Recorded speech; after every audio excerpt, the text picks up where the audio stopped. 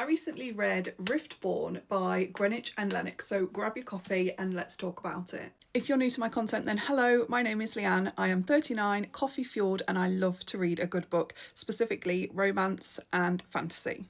So make sure you're following along for book content and book recommendations.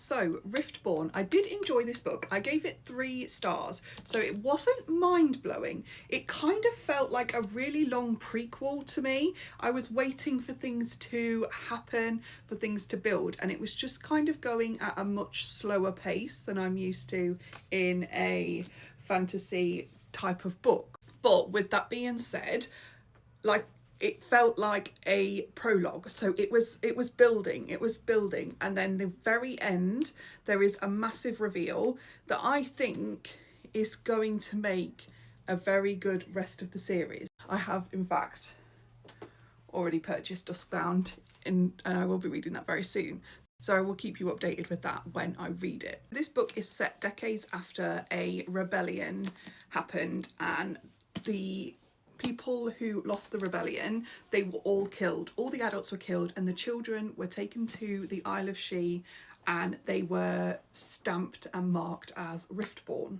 This book follows Fia Riftborne. So each person has what they call a focus, which is like an individual gift. Some are pretty normal and some are more extravagant. Fia's focus is unusual and she doesn't really have control over it. And one of the times that she loses control of this power, the general sees her and sees her power and wants to train her and make her be one of the guard. He blackmails her into joining the guard. Obviously, as a Riftborne, she's an outcast and she doesn't want to be part of the guard that killed her family and has treated them so badly. But she doesn't really have a choice, so that's what she does. She joins the guard, and it does have found family vibes. I really liked that.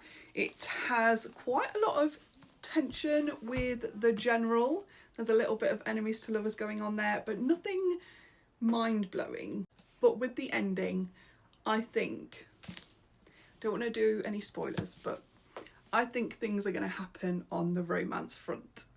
On another note, the cover of this book is absolutely beautiful. I got the Tesco special edition and there has never been a book that's fit my vibe better than this one. We've got beige, we've got green and we've got gold. It's perfect for me, made for my office.